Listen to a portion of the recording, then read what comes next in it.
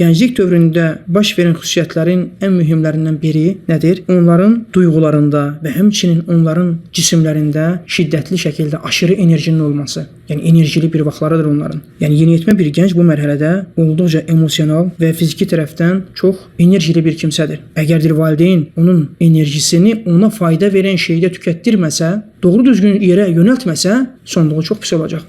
Ən böyük bəladan birisi də gəncin bu mərhələdə boş qalması, heç bir şeylə məşğul olmayaraq ancaq bütün gününü boş keçirməsi. Əgər bu boşluqla üz-üzə qoyarsa övladını və həmçinin izin verərsə ki, kimlə istəyir onunla yoldaşlıq eləsin, artıq deyir bu valideyn övladını sanki deyir bıçaqsız öldürmüş kimidir.